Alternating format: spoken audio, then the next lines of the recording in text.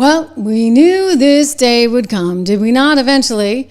That we would see the indictments of some pretty important, some pretty powerful people. Well, then again, I don't know how important, so to speak, Letitia James is. I've always kind of debated that. Perhaps she thinks she's important, but the reality is she's about to be obsolete. I mean, in all seriousness, these people could be heading for jail, ladies and gentlemen, and that is the reality of where we are now. A long time coming, is it not? Welcome to the program. I am Trish Regan. This is the Trish Regan Show. We got a lot to get to here in today's program, I'll tell you. Apparently, James Comey is going down. James Comey, Letitia James, the whole lot of them. Plus, Jimmy Kimmel's really lousy, and I mean lousy non-apology. We can't even call it an apology because clearly it was not. We got a lot to talk about. Yes, big stuff. James Comey about to be indicted. Apparently, sources from his camp are leaking this one to MSNBC. And then you got another one, Letitia James, about to be indicted. Don't forget, Donald Trump sending that Truth Social post out just the other day saying, hey, Pam, we need to get moving on this stuff. And he brought in Lindsay Halligan. Well, they're getting moving. So watch what's going to happen. Remember Dan Bongino said this? Dan said, hey, watch what's going to happen because it's happening soon. It's happening fast. And right now, we are just hours away from this. All as Jimmy Kimmel gives a non-apology. I'll tell you, he should just be ashamed. So should Bob Iger. Because Bob Iger, who's the CEO of Disney, never should have let it get this far. And I'll tell you, investors are not pleased with him. We begin today's show on James Comey being indicted. That is happening momentarily, possibly within the next couple of days. We'll say the next 48 hours to be safe. It is coming from people in his camp that have told MSNBC this is underway. Let's listen in. Three sources familiar tell MSNBC former FBI Director James Comey is expected to be indicted in the coming days. The full extent of the charges being prepared against Comey is unclear. Joining us now, MSNBC Justice and Intelligence correspondent Ken Delanian and MSNBC Senior Investigative Correspondent Carol Lenig. Chris O'Leary, Ashley Parker still with us. Carol, help us understand the reporting. So, Katie, we have some sources who say that for several weeks now, the U.S. Attorney's Office in the Eastern District of Virginia, and actually in offices that are potentially much further south than Alexandria, have been eyeing ways to indict Comey, and they are getting very much closer. The statute of limits, they are arguing that Comey, there is evidence to suggest Comey lied to Congress in his testimony on the Hill in September of 2020. And for viewers out in the audience who may not be legally as nerdy as me and Ken, I'll just say that there's a statute of limitations to charge people with the crime of lying to Congress or perjury, and that's 5 years. The 5-year statute runs this month. So what exactly is he accused of lying about, Ken? Well, there was an... Yeah, well, you know what he's lying about. He was lying about whether or not there was some kind of effort to derail the Trump presidency. And by the way, I don't think it takes a PhD to figure out exactly what they were up to. Since then, by the way, since Donald Trump came back into office, what have we learned from Tulsi Gabbard? That actually after Donald Trump was elected, it seems that Obama held like an Obamagate meeting in the Oval Office where he instructed everyone to basically run down intelligence that they knew was fake, that they knew was false, that they knew had been discredited about Donald Trump effectively being some kind of agent of Putin's. All right, so that's what they were trying to do. And so the fact that he's involved in this is pretty darn significant. James Vickery, thank you for the generosity. Let me go to my friend Dan, because Dan Bongino, who is a very good friend, one of the best people in the business, I'll tell you that. He's just a really good guy, and he's true blue. And he said something a few weeks ago that I want you to pay attention to, because he meant it. Every single word of it. And what we're about to see sometime within the next 24 to 48 hours is exactly what Dan said was coming. Take a look.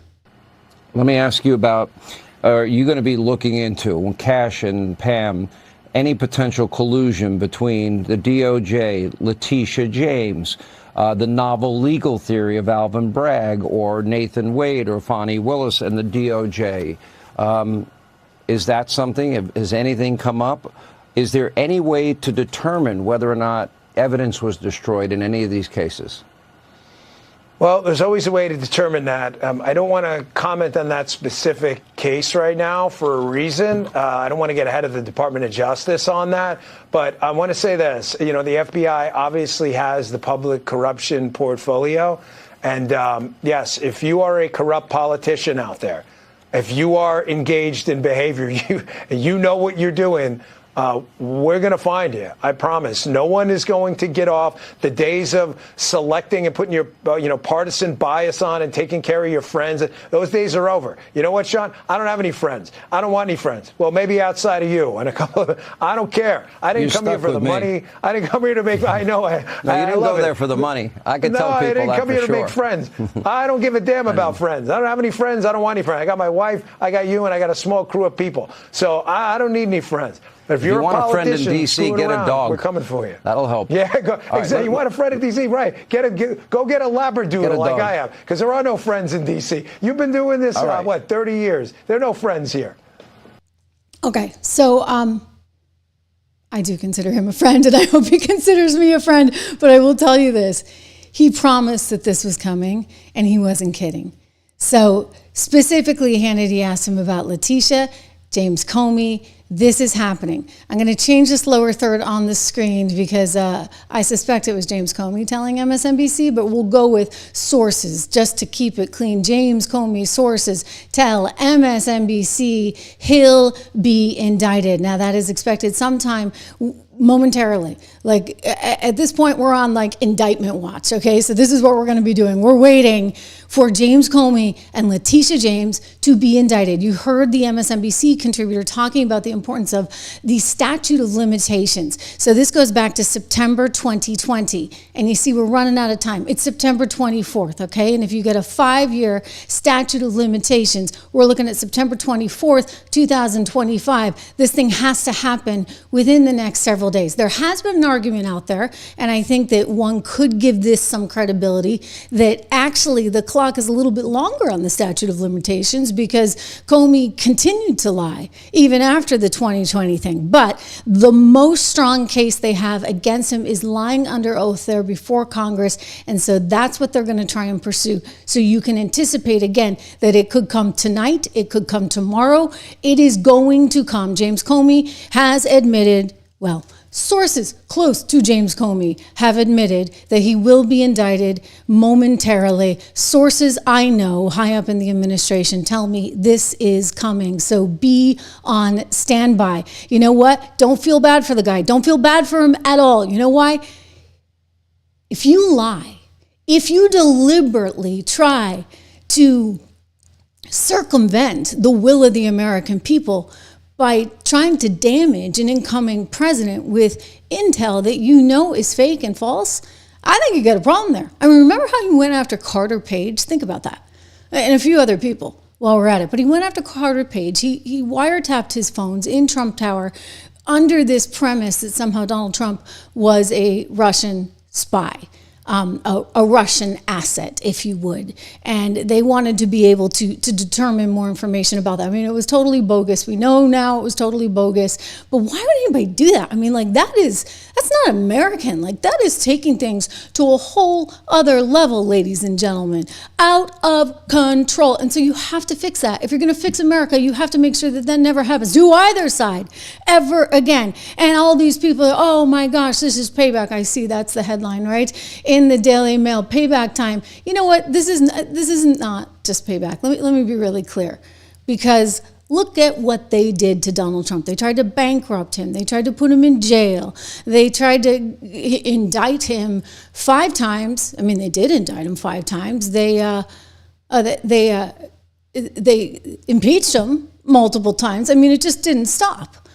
And one of the orchestrators of all of it was not just James Comey, but on the bankruptcy side, you had none other than Letitia James. Letitia, baby honey, who's going to be facing possible prison time. Here's an MSNBC analyst talking about what Letitia may be up against as well. Let's listen.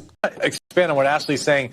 Donald Trump, for years, has been telling his followers that James Comey committed crimes, did horrible things to Donald Trump, spied on his campaign, and they took him seriously. And you see all the time, I see on social media, questions to Pam Bondi and Kash Patel. Why haven't people been arrested? Where are the FBI agents being dragged off to prison over the Russia investigation? Why is James Comey still walking around free? They believed that, and now with that call on Truth Social, Donald Trump appears to be trying to fulfill that, and that is the kind of weaponization that the Trump campaign and Trump aides and Donald Trump himself accused the Biden administration and the Biden Justice Department of doing, when in fact what was happening over there was career FBI agents and career prosecutors following the law and the facts and making decisions totally divorced from politics and from Merrick Garland, and there was a special counsel.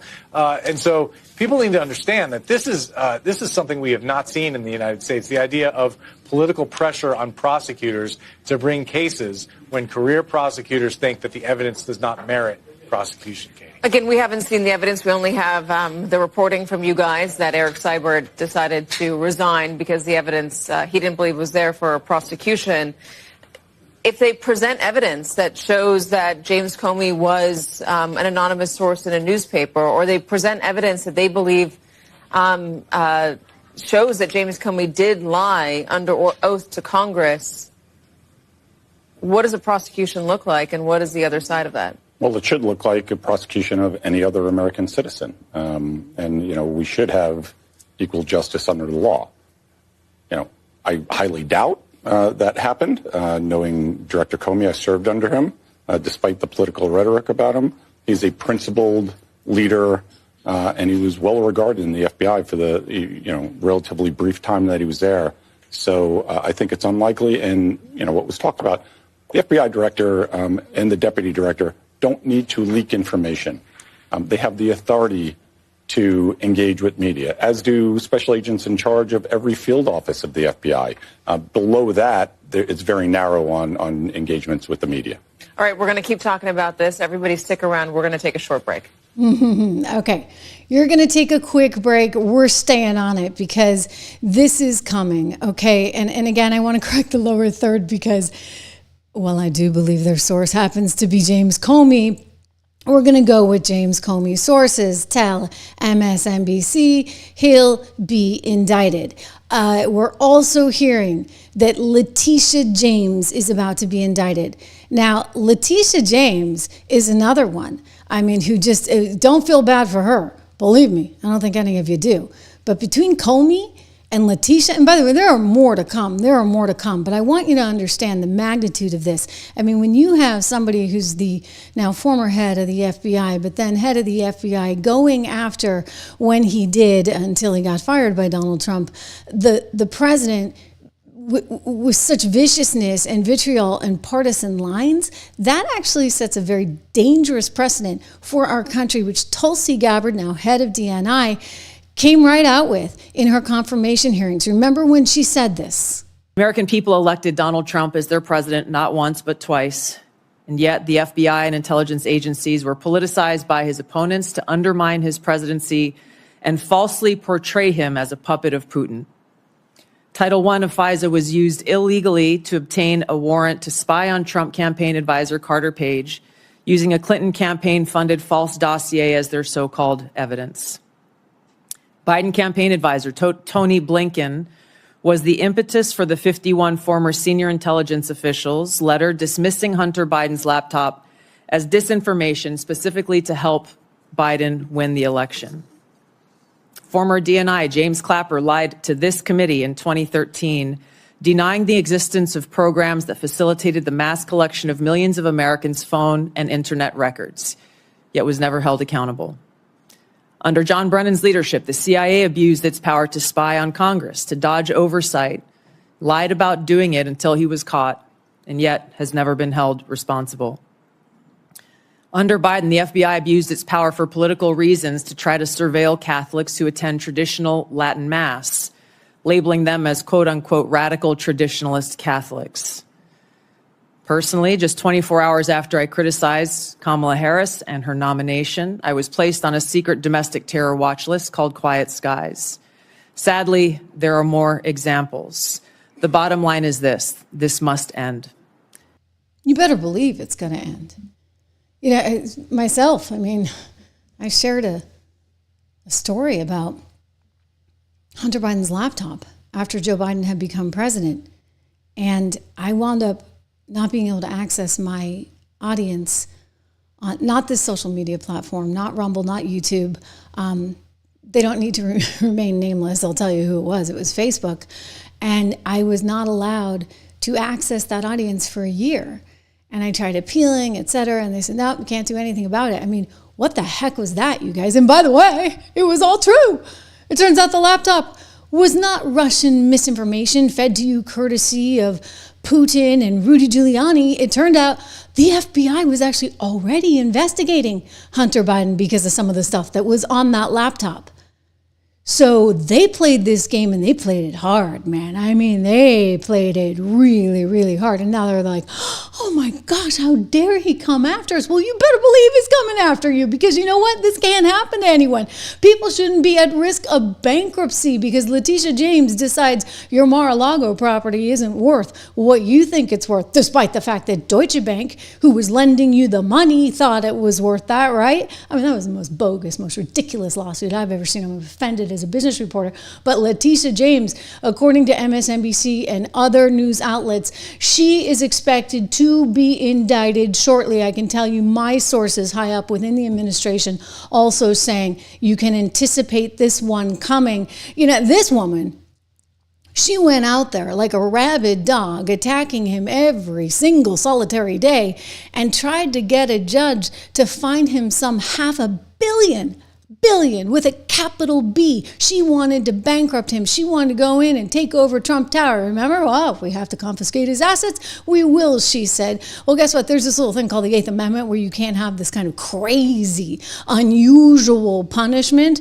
for something that, well, I think is highly in dispute because, again, I'm not going to go with the AG from New York trying to determine what a particular valuation on a Florida property is. I mean, she's not that bright.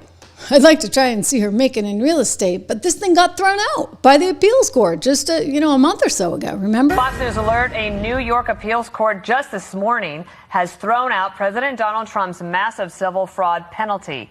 The decision from a 5-panel group in New York's appellate division changed the original decision that stood to cost Trump over $500 million. Crazy. One appeals judge calling the lower court's penalty an excessive fine that violates the Eighth Amendment of the United States Constitution. You might remember that New York Attorney General Letitia James' office says despite this decision, they will not be dropping the case. Yeah. No, she actually is going to try and appeal this one. Because she's crazy. And Letitia James actually thinks that this is her only mission in life. This is her key to political power. This is her way of fundraising. Just go after Trump, go after Trump, go after Trump. We've heard the nauseating commentary, have we not? But just in case you forget, I want to make sure that you don't feel bad for her for 2 seconds. He's called me venomous. We will fight back to your attempt to bring Trumpism to New York City. He's called me disgraceful. Of the fact that they stole the Supreme Court seat. An illegitimate president and an illegitimate member of the United States Supreme Court. He's called me radical. Listen, yes. We know he's crazy. Yes. We know he doesn't have a sound mind. Yes. We know he's out of control. Yes. We know he's losing it. We know his days are numbered and we will come together. He's called me a racist. We've got to stand up to an administration which is too male, too pale, and too stale.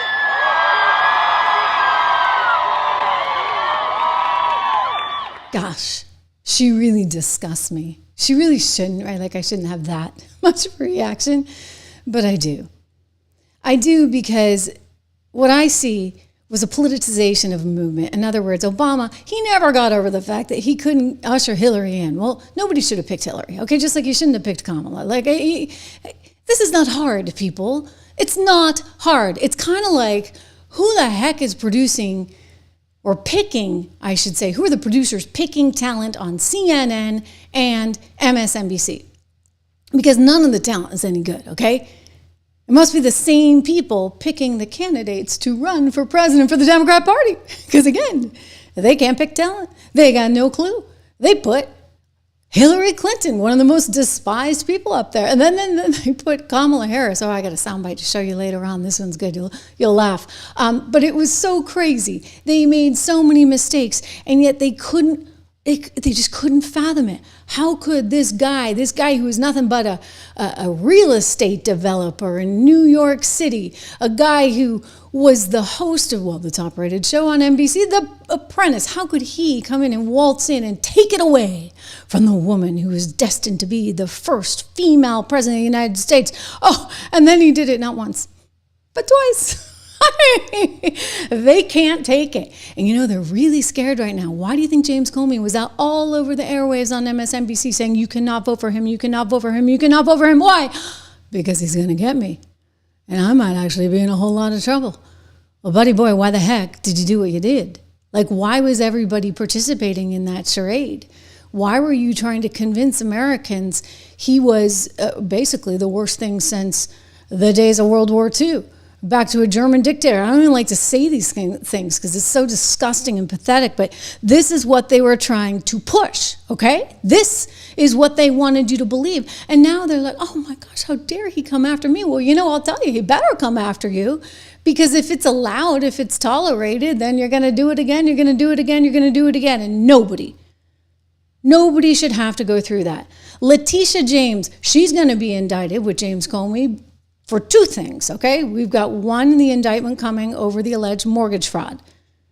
And Lindsay Halligan was just put in, don't forget, because they got rid of Erika, last name Schneider, I think was his name, because he wasn't willing to move forward with the case. Donald Trump has been upset about it. He sent Pam a text that he made public over the weekend saying, hey, what's being done about Comey, Adam Schiff? We got to add Adam Schiff to this whole thing. And Letitia, they're all guilty as hell, but nothing's going to be done. Then we almost put in a Democrat-supported U.S. attorney in Virginia with a really bad Republican past, a woke rhino that was never going to do his job. So he's like, this can't happen. We got to move forward. We got to move forward. We got to move forward together. He announced that he was putting in Lindsay Halligan. They're in the spot taking over for Eric, so she will move forward on the prosecution for both Letitia James and, of course, likely James Comey. So all of this is coming together at a really critical time. A critical time because I'm going to say it and I'm going to keep saying it. You can't live in a world where this is tolerated, as our now FBI head Kash Patel has articulated. Listen to him. Confirmed as the next FBI director, I will remain focused on the FBI's core mission. That is to investigate fully wherever there is a constitutional factual basis to do so, and to never make a prosecutorial decision that is solely the providence of the Department of Justice and the Attorney General. For the first 8 years after law school, I served as a public defender, first for Miami-Dade County and later for the Southern District of Florida. During that time, I represented some pretty awful human beings charged with some pretty heinous crimes.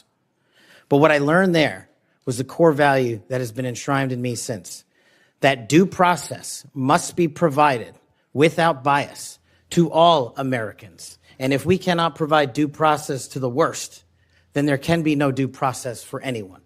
And our constitutional republic fails. And by the way, do you think there was any due process for Donald Trump? No, it was, we don't want him running again, so we're going to make his life a living HELL until we can make sure of it. Fannie Willis getting that mugshot she was so proud of. Fannie Willis. Fannie like my, you know what?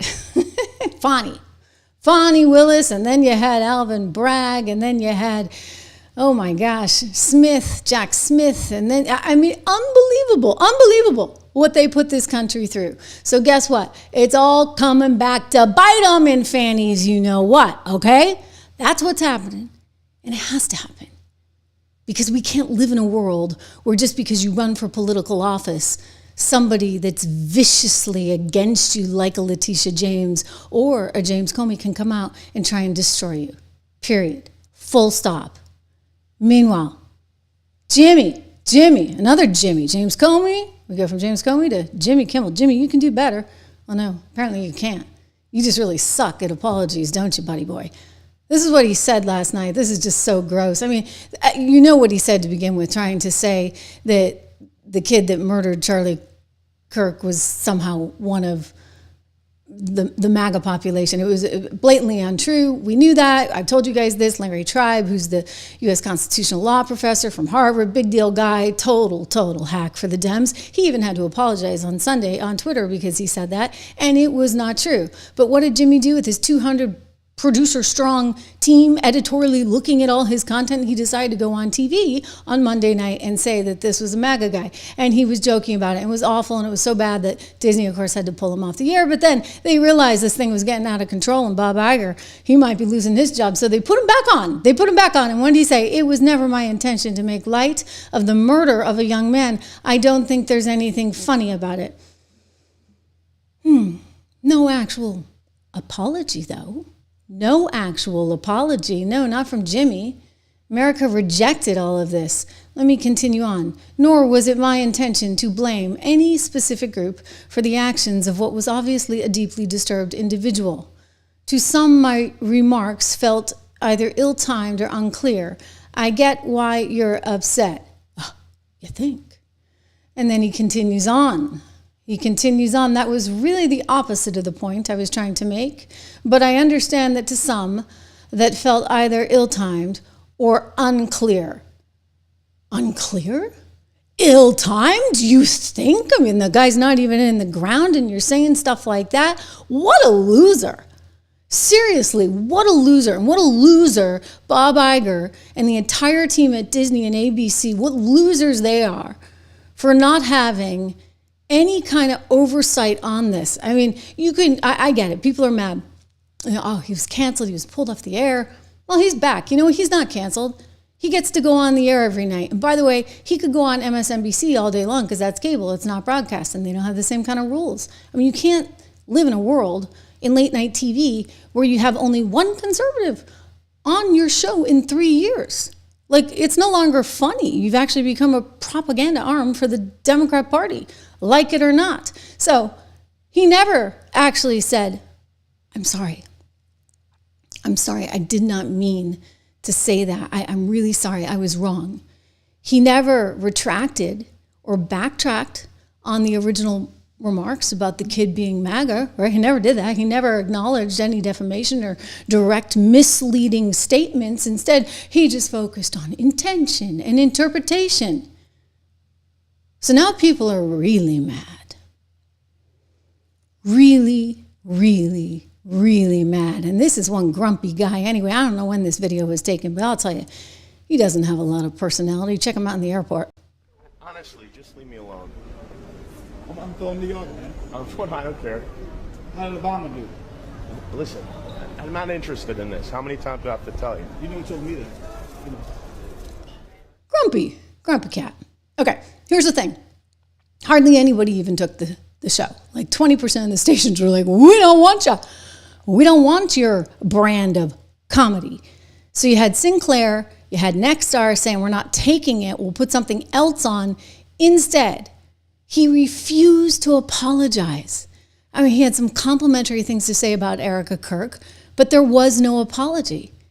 He said it was just mischaracterized. You know what? I'll tell you, Charlie's producer wasn't happy about this. Andrew Colvett came out and said, yes, Jimmy got emotional. So what? He's emotional for himself because he almost torched his entire career. You know what, Andrew? I'm going to go further. I think he did torch his career. I think he's coming up on his contract and they're not going to continue him because guess what? The ratings aren't there. Maybe he got a bump for one night. People are saying, oh, everybody watched this on YouTube, and he did get a bump from one night.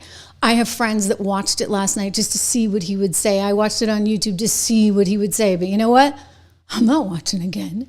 My friends aren't watching again. Nobody's watching again because we were disgusted by the non-apology. So sure, he's crying his eyes out because he almost lost his multi-million-dollar contract. But I'll tell you, he is going to lose it. Maybe if he's good enough, he could come over here and try and compete on YouTube. But you know what? He's not good enough. I don't think that would work. I really don't. In a live show, he claims he's live. I think he tapes it in the afternoon. That's what you call as live. Anyway, Kimmel is an unrepentant liar who tried to blame Charlie's assassination on the part of the country that just spent the last 2 weeks praying and holding vigils. What he's really saying is that he thinks it's fair game to slander conservatives. He would rather advance his own political and cultural agenda than confront the truth. The truth is that his own side has been fanning the flames of political assassination for years. The truth is that someone on the left picked up a gun and murdered someone because they didn't think that Charlie had the right to advocate for peaceful debate. And then he got up there and refused to apologize. I'll tell you, nobody's taking it. I'm not taking it. Andrew's not taking it. Rob Schneider's not taking it. He wrote a letter. He put this out on Twitter. He said, you lied again. You lied again.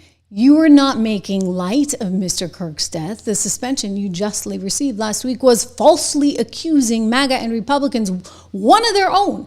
Yeah, that's what you said, Jimmy, for the murder of our friend Charlie Kirk, when in fact it was just another in the long line of murderous leftist lunatics, okay, who killed Charlie. The left rhetoric is getting dangerous. I told you guys, Charlie, as far back as 2018, told me live on the air, and I was one of the first people to put him on. Some 10 years ago. The whole thing is so surreal. I still can't even totally believe it. But he was telling me back in 18, it was getting scary. It was getting bad. The left, because of this Antifa movement, was getting more and more disturbed and more dangerous. And look, after his death, did we see riots in the streets? No, we had vigils. We had prayer. We had people holding hands. Did you see the video of Liberty University? They're singing Amazing Grace. It was just beautiful to see. But this is people coming together, trying to comfort each other in a time of need, not taking to the streets and lighting things on fire. Thank you very much. But listen, I'm going to tell you this. He's going to get a one-day rating surge, but then it's going away because look at the big headline over my shoulder here. He's down 72% in the last 10 years. Nobody's watching him. Nobody cares about him. And when his contract is up, he's going to get dumped because he stinks. You don't like the grounds for losing a broadcast license?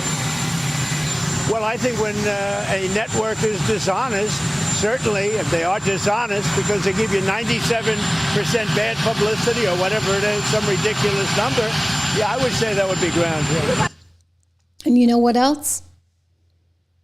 Iger's in trouble. Bob Iger, because you can't sit there, Jimmy, and play the victim all day long. Maybe it's popular with Rachel Maddow. Again, your final destination being MSNBC. Maybe it works there, but it doesn't work with the rest of the country. Because while you cry your eyes out and say, I'm the victim, and they're cutting down on my free speech, which, technically speaking, you don't fully, totally, let's just be clear on this. You have to be even-handed when you're in broadcast. I've explained this to you guys all week, right? I worked in broadcast, I've worked in cable, now I work over here. There are different rules. When you're on broadcast television, and this goes all the way back to the 1933 or 34 Communications Act, you have a responsibility to your community. So you can't just say things like, oh, this was a MAGA kid, and think it's funny and make a joke like that. That's not being responsible to your community, the local communities which you are there to serve on broadcast airwaves. Now, cable, you don't have that commitment. So again, Greg Gutfeld can say whatever he wants, and he's not going to be held to the same standard as one of the late night comedians or, say, the hosts of The View, which actually comes under the ABC News Department. Whole other situation. And by the way, those ladies should be really frightened for their jobs. But this is the reality of where we are, okay? So it's a different set of rules. You can't have a situation where, for 3 whole years you don't bother to put on a single conservative? You have become an arm of the Democrat Party, and that's not what you're there to be. You can go do it on cable, you can go do it on streaming, but you can't do it on network TV. Here's a conservative, Peter Majere, talking on CNN, and getting all kinds of pushback, of course, on CNN, but pointing out exactly what I'm saying. In other words, Jimmy can still do his show. He gets to live, literally, another day. And whether he gets fired from ABC and has to do a podcast, God forbid, trust me, it's better, but I'm not sure his would be very good. Or whether he goes to MSNBC, he has that opportunity, something Charlie does not. was silenced. Nobody's silenced. We're not. Jimmy Kimmel was taken off the air. You have universities afraid to speak their mind. You have research being completely we talk defunded. About the blue and the red division. Every single one of the reasons why the FCC has a role is because these are broadcast stations with a monopoly that was granted by the government. Do you feel good about? No, Do you feel good and I about would hate it if the federal government came in and said, you may not say that. The reason why Jimmy Kimmel got himself into the first place is he was repeating a lie believed by 1 in 3 Democrats that the person who assassinated Charlie Kirk He did not had say that. right of center beliefs. He did not say that. We can parse his verbiage all day long. If he comes out and says, listen, that was not what I was trying to say, thank you, fantastic. I appreciate that, Mr. Kimmel. The problem is that is believed. And we have spent way more time treating Jimmy Kimmel as a victim than the person who was shot and killed in front of their wife and children. Let me ask you a question. If Joe Biden took down a prominent right-wing personality on TV for what he or she said, would you endorse that? You're hypothetical if the Biden administration went and jawboned, let's say, social media platforms. I'm talking about a similar allegory of someone on TV hundreds of conservatives. Will you answer my question? No, that is literally what the administration that you served did. Google just released a broadcast all of TV host taken down for words that they say or intimidated on. I will not approve in the your merger. history of as the a result. FCC, they have done that plenty of times on the right. Was the There's a FCC reason chair saying why. we're going to do this the easy way or the hard way, like a mobster? Your administration were they deplatformed and kicked off of social media? You want to talk about actually silencing? Having any single public outlet that you have? I know. I lived to broadcast something, right? Jimmy Kimmel could go on MSNBC tomorrow. He's going back on ABC tonight. This man has not been silenced. No. Charlie Kirk's been silenced because he's dead. I mean, think about that. Look, I lived through it. I was silenced. I'm so happy to be here now. I'm not going to be silenced. You know, I'm just going to keep talking and talking and talking. And I have a bad habit of saying exactly what I think, regardless. Well, I'm sensitive. Let me be clear on that. I may say exactly what I think, but I actually have a ton of empathy for people. Which clearly, Jimmy does not, clearly does not. And I'll tell you, Bob Iger, he's going to lose his job, I think, over this. I mean, look at what a mess the company is. The stock price is a disaster. It went from 123 to around 113, and it's lost so much. Well, the stock market's doubled in the last 5 years. So it's dead money, seriously dead money. You're losing money because of inflation. You're losing money because you could have just invested in the S&P instead of Disney. Investors are mad. There are shareholder lawsuits. There are parents that are mad about the ridiculous movies they keep putting out. There are bad movies and that they can come up with only sequels. They're losing money. Think about Snow White, the disaster that was. And now you've got Disney actually in the middle of this NFL ESPN deal, which I think could go pretty darn sideways. And if Bob loses that, hey, Bob and Jimmy, bye-bye to both of you. Okay, Bob Iger, I've said this before. You're getting a little too old for the job anyway. I'm not an ageist, but really and truly, you've got 2 young kids. You've got a beautiful wife. Go spend some time with them. Worry about Disney less because you're not doing a good job. You never should have had an environment where everybody thinks they talk about diversity all the time. DEI, DEI, DEI. They don't have any diversity of thought over there. Everybody thinks exactly the same unless you have 200 producers that think it's perfectly fine for Jimmy Kimmel to say what he said. And they have producers that think it's perfectly fine for him to go on air and not actually apologize. Wow. Okay, that's no diversity, which tells me it's bad management, terrible management, which means the CEO, the buck stops with you and your company's suffering and your stock price is suffering and you should go. You know who else knows this? Michael Eisner. He's the former CEO of Disney. He's like, okay, see you later, buddy. I mean, come on. And it's from the opposite side. I mean, that's what's fascinating about this. The right is mad, obviously, because of the Charlie Kirk comments, and the left is mad because they're like, wait, why would you pull Jimmy? And so Michael Eisner's like, yeah, you douche. You just suck. You can't do the job. I'm sorry. I shouldn't say those words. But Iger is the same guy who pulled all the advertising money off of X once Elon Musk bought it. Remember that? So we don't need to feel too bad for Bob Iger with his zillions of dollars there in LA. There's a lot of other things he could and should be doing right now, but running Disney is not one of them. Nelson Peltz tried to tell him. Nelson Peltz, who came in and tried to orchestrate some kind of takeover, hostile takeover of Disney, and Bob wouldn't have it. So now he's got Brendan Carr to deal with. And Brendan Carr, he said some pretty aggressive stuff. Very, very aggressive stuff. So now the left's like, oh, you folded. So now there's a boycott from the left. I talked to somebody this morning who told me, can you believe this? I just got a request or a notice, she said, from her Disney Hulu subscription saying they were going up. She thought it was $99. They're increasing the price at a time like this. And she's like, I'm really mad at them because I think he folded. He shouldn't have taken Kimmel off the air. Other people are mad because Kimmel shouldn't have said what Kimmel said. So you're going to raise prices right now? Not smart, not good business. Everybody's mad, from Michael Eisner to John Oliver to the FCC head.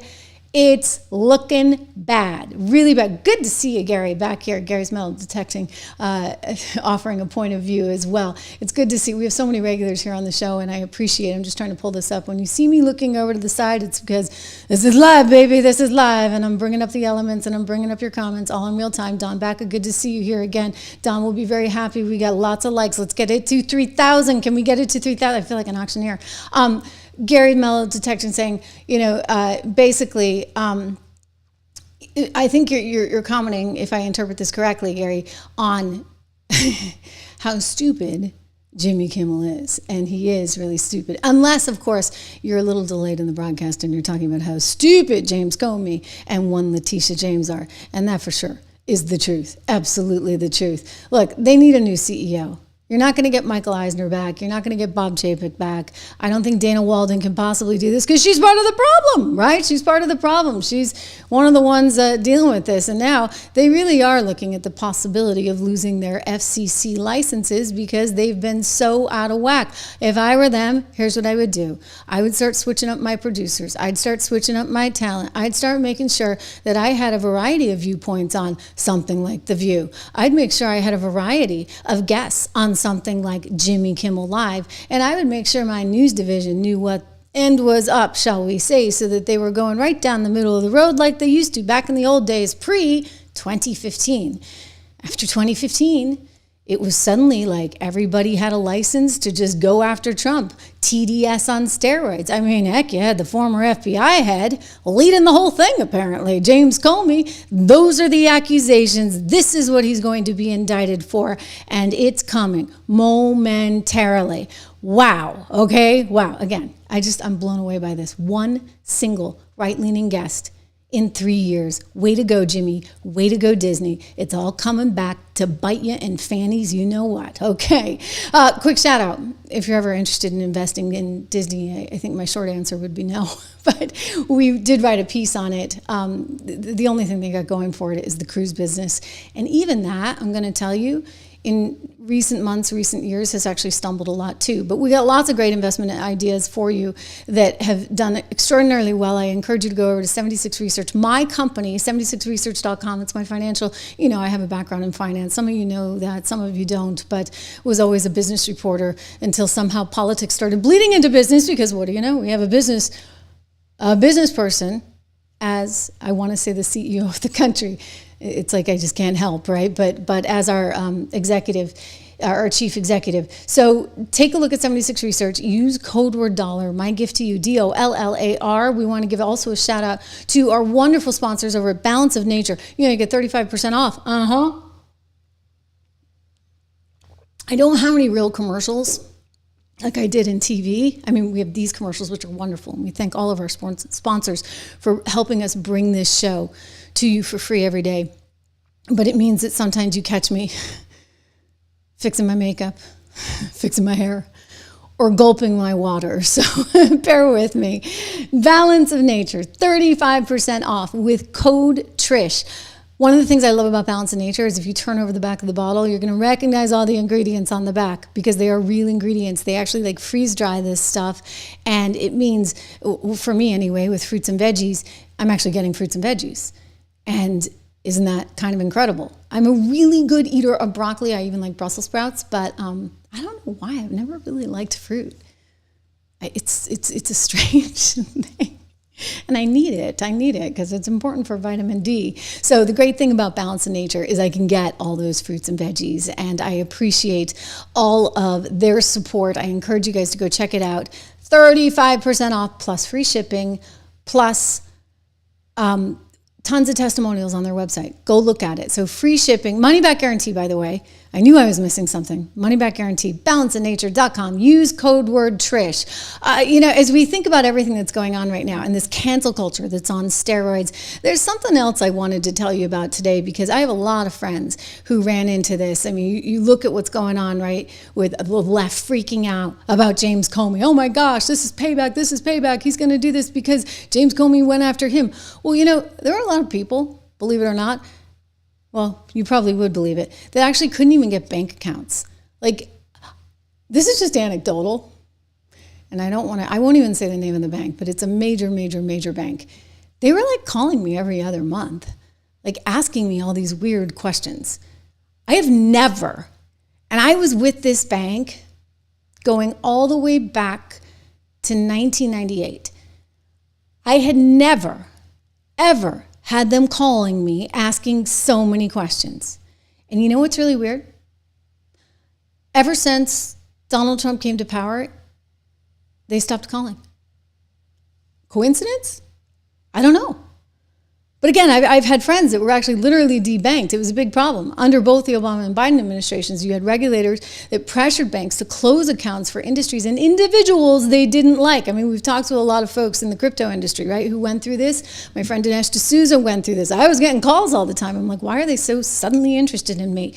This politically motivated, that's what it's called, politically motivated debanking really did trample on all of our freedoms as Americans, right? It trampled on American businesses' freedoms, citizens' freedoms, and it put the government in the business of punishing people perhaps that they didn't like. I mean, it was wrong. Thankfully, President Trump is trying to fix it. He's taking decisive action. As we speak to stop it, his executive order calls out regulators who abused their power. And believe me, it feels like a lot of them did that. And he's going to make sure that you can't be debanked just because you don't agree with someone.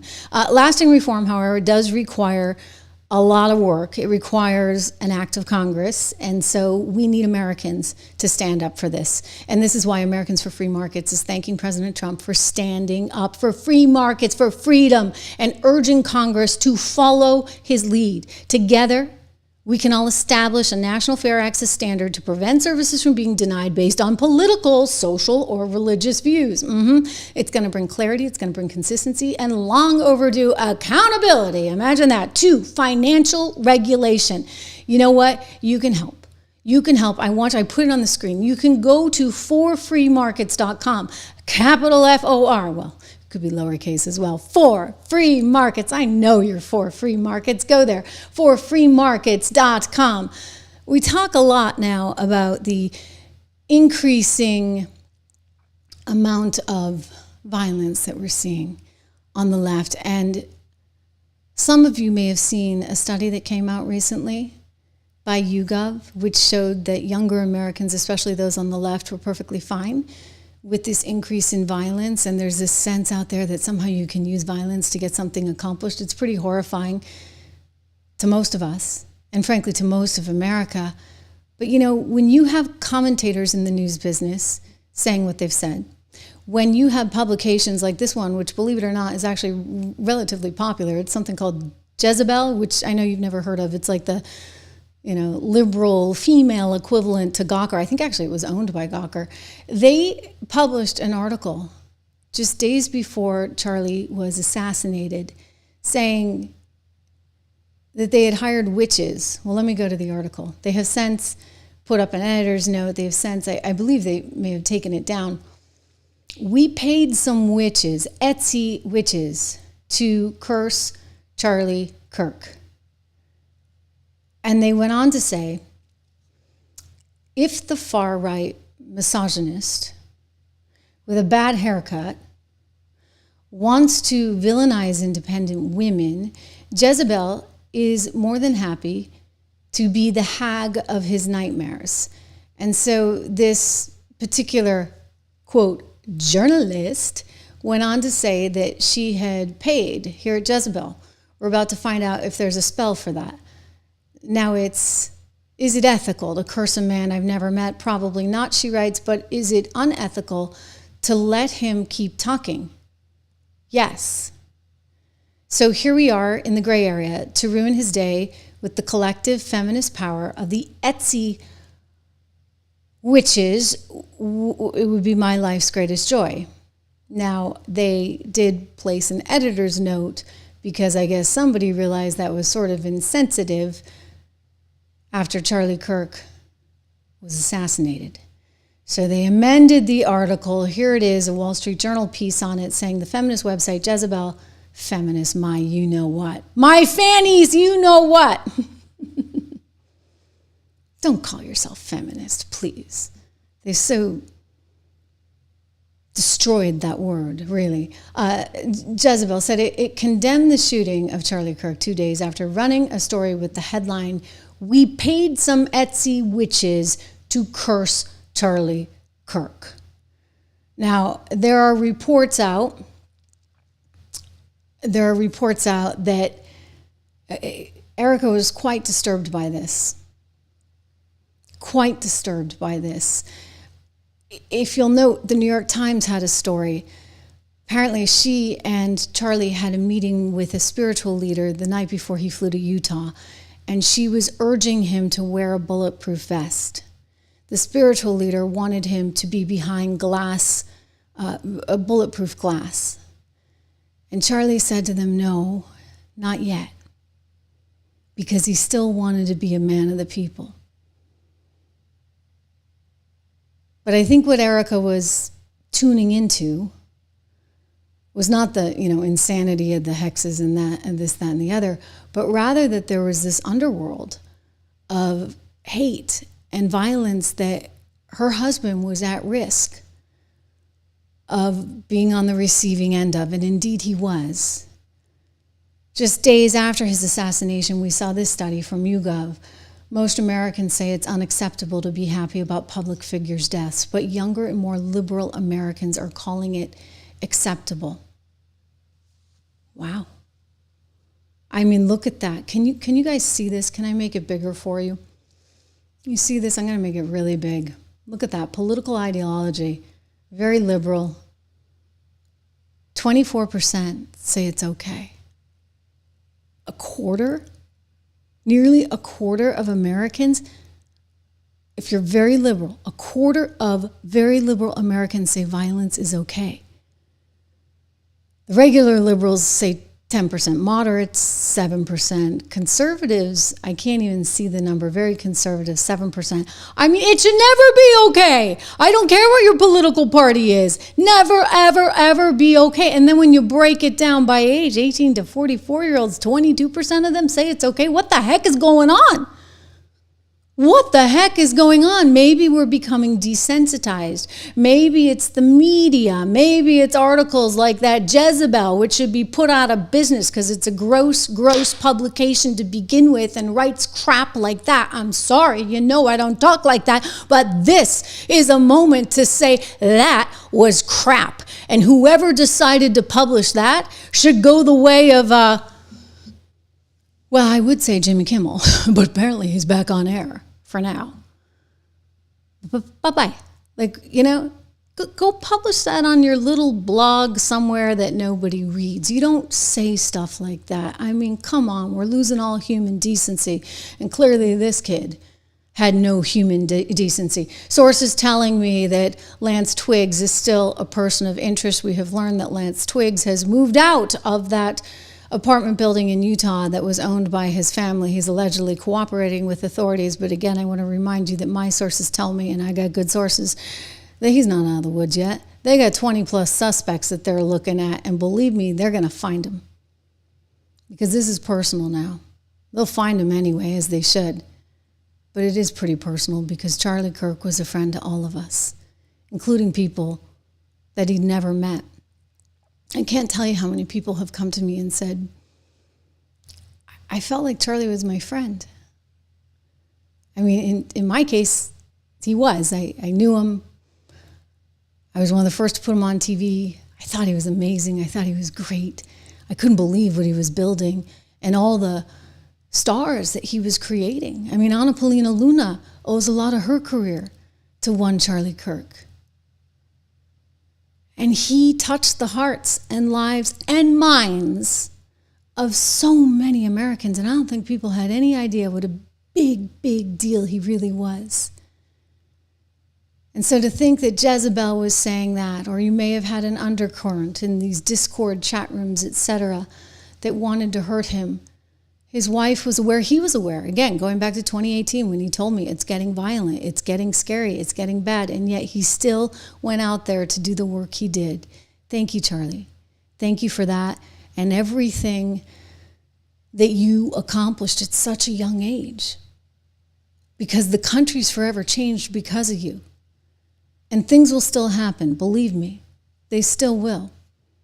Despite the fact that we got idiots like this on television. Oh, not TV. She got fired. She got fired, right? Oh, I was going to tell you about Texas. We'll get to that in a minute. But we've got Joy Reid, who's just, I'm sorry, not good on television and not very smart, which is one of the reasons why she did get fired from MSNBC. I mean, they couldn't have that kind of vitriol. Not when they're trying to, also have an FCC-run network. What do you think the Versant deal is all about? Getting Comcast and NBC as far away from MSNBC as they possibly can. I mean, they already got rid of Joy, but they got more work to do.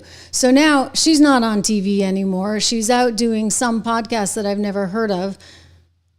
I doubt doing as well as we are here on YouTube. Remember to subscribe, share, like. And she's going on with Don Lemon, another not so swift individual, to talk about how she thinks JD Vance is like the dumbest of the dumb. And that Amy Coney Barrett, a Supreme Court Justice, is the dumbest of the dumb. And I guess she's got a few others along the way. Let's listen in. As smart as I know my ass is, Ketanji Brown is smarter.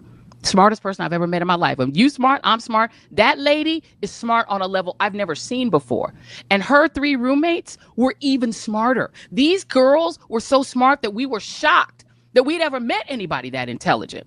And Amy Coney Barrett, on the other hand, is a Supreme Court justice just like Ketanji, even though her qualifications are minuscule compared to Ketanji's. Maybe that's the affirmative action we've been getting. White people who are essentially mediocre in scale compared to a black person getting the spot because they wanted a conservative.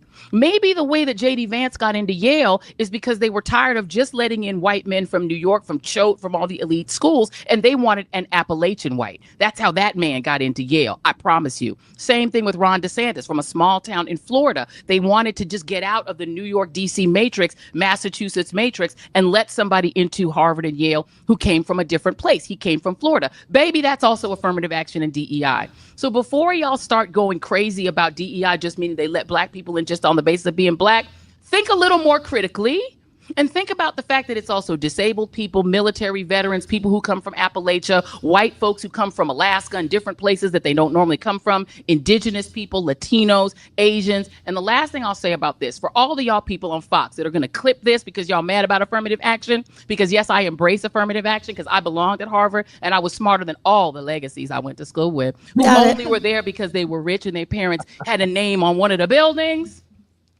and they didn't go to class and I did. So I'm just going to let y'all know that we see affirmative action as these schools searching for people they wouldn't have ordinarily found without deliberately looking for us. They would have just let the same mediocre white men from rich families in. But instead, they let me in. And because of that, you now have the ability to attack me, right wingers. You have the ability to know who I am when I don't know who most of y'all are. But you know me because affirmative action brought me your way. Tell the Lord, thank you. Be grateful for all that God has given you. God knows what God is doing. She a smart, smart lady. Woo! Okay, here's JD's comeback. I'm like, JD, did you really do that? Because if he did, gosh, he's funny. Or did someone on his team? I don't know, but that was pretty funny. That was his comeback. Brilliant. Brilliant. JD You got to have a sense of humor in this world, right? But let's face it, she's there no longer on TV. Why? Because she couldn't actually get a rating, and because she just insulted people all the time, and because she actually told people that they should break up with their families at Christmas and Thanksgiving, because you can't be all kiki, I think was the direct quote, with your family if they voted for Trump. So that's not exactly what we would call a positive influence on society. Now, is it? Amy Coney Barrett, why did she take down Ketanji? Remember that one? She was like, basically, the principle of dissent focuses on conventional legal terrain. Justice Jackson, however, chooses a startling line of attack that is tethered neither to these sources nor, frankly, to any doctrine whatsoever. In other words, she's saying Ketanji's kind of a moron who doesn't actually write anything with supporting evidence in the law. She just throws out a whole bunch of emotion in her telling the fundamental role of the courts is to order everyone, including the executive, to follow the law, full stop. She offers a vision of the judicial role that would make it even most ardent defender of judicial supremacy blush. We will not dwell on Justin Jackson's argument, which is at odds with more than 2 centuries worth of precedent, not to mention the Constitution itself. We observe only this: Justice Jackson decries an imperial executive while embracing an imperial judiciary. I mean, it was great, right? And even Sonia Sotomayor kind of chimed in, because at least she had like a decent argument. But no, Ketanji, she didn't. I'm sorry. I mean, I don't know why she's there exactly. Somebody liked her. Didn't Biden say he was going to put in a black woman? Period. That's all he cared about, just a black woman. White men need not apply. Isn't that like unconstitutional, right? Like, isn't that actually discrimination? White men need not apply. White women need not apply. And this woman, yeah, she loves her DEI. She's all about DEI, which is going bye-bye. No more at Harvard, Princeton, Yale, any of those places. You actually have to get in. You actually have to have good grades. You actually have to have SAT scores. Imagine that. As many times as I have been called DEI or an affirmative action baby and all that, you know what I never get? Mad. Because I actually am very much in favor of DEI. I don't take that as an insult, because I understand that means that I'm just damn excellent and innovative. And yeah, I am DEI. I'm bringing diversity, and that's bringing something great. You're not insulting me. If you say, oh, you're an affirmative action person that got into Harvard, I'm like, yeah, I got into Harvard with affirmative action, and Yale, and Brown, and also, Vassar, and the University of Denver. Wouldn't you rather have gotten in there because you're smart? I mean, I'm just asking the question, Joy. Wouldn't you have rather gotten in there on your own merit because you deserved it? I mean, in a real meritocracy, that's what it is. We can't fix things after the fact, guys. I mean, I love it. So some of you may have heard this story before, but it's fascinating to me. So they still have a system. I have a classical music background. I studied opera for a number of years, and occasionally you get to hear me sing. And I mean, the news is pretty operatic, right? So, I followed my calling after all. But anyway, I have a background in music, so I know these quirky things. And they still hold orchestral auditions for the New York Philharmonic or for the Boston Symphony or for Philadelphia or any LA Symphony. All of these orchestral auditions are held behind a screen where you have no idea who is playing the violin or the flute or anything else.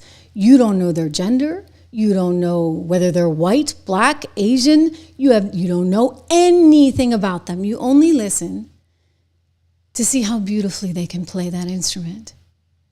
Because you see, when you're playing in an orchestra, everybody has to play together. And the orchestra actually has to be in tune and sound great and magnificent and all those things. So if you can't really play your instrument at a level that would be something that the New York Philharmonic would expect, then you shouldn't be in the New York Philharmonic, now should you? But you know what the latest call is? They're flipping out saying, no, we can't have this because we don't have enough black musicians in the New York Philharmonic. To which I say, hey, you know what? You can't just suddenly pick up the violin when you're 20 or even 15, or even 10, okay? The violinists that wind up making it to the New York Philharmonic, guess what? They start when they're like 3 or 4 years old, and they practice 4, 5, 6 hours a day. It's a hard instrument to get really, really good at. Same thing with any of these instrumentalists that are in these orchestras. I mean, it takes a lot of dedication from a very early age. So you can't come in with a DEI mandate after the fact and say, we're going to make the New York Philharmonic great by getting rid of standards. We don't care if they play in tune or not. Oh, they just have the right skin color. That's not going to work. Because then what's your orchestra going to sound like? Isn't it more fair to actually have it behind a screen so you don't know the sex, the age, the skin color of the individual? Seems like it makes sense to me, but not for these DEI people, right? No. They have a whole other mandate going on. They don't care how bad the New York Philharmonic sounds. I guarantee you, she probably can't hear whether or not it's actually in tune. Anyway, it's like my curse. I have like perfect pitch. Sometimes it's difficult when I hear things that are out of tune. It's very hard on me, but you know, I have a lot of years of training. And my expectation is if I spend $200 on a ticket to go hear the New York Phil, they better be playing in tune. I don't care what anybody looks like that's up there on stage. They better be in tune. So this is where we're going with all this stuff, and it's stupid. I love how JD took her down, but just be aware, it's out there. This is who they are, and they're not going to give up on it. Reminder, 76 Research. We started in part because of the DEI insanity that was actually infecting Wall Street. ESG, DEI. Hey, you know what? I'm pretty simple. I'm just a simple girl from New Hampshire, and you know what? If they got good earnings and they seem like they're on a good trajectory, that's the kind of company I like. 76research.com. Use code word $. Just finally, you know, this very sad note. The shooting at Dallas ICE facility leaves 2 dead, 1 injured. Just horrible, horrible stuff. We'll have more to bring you on that tomorrow. You know, we hate to have to talk about this stuff, but I'll tell you, this is the world in which we now live, where violence is becoming, unfortunately, too common. And it's got to change. And I'm not entirely sure how we change it yet. But Charlie was out there trying to. A little more respect for one another. A little more God in our lives. A little more justice, a little bit more law and order. We'll get there. We'll get there. Thank you for being here, all of you. On the front lines of history together with me. We love our country. We love our president. And we love our Constitution, and we will protect it. Thank you for being here. I'll see you right back here live on the Trish Regan Show. Make sure you subscribe. Make a comment tomorrow.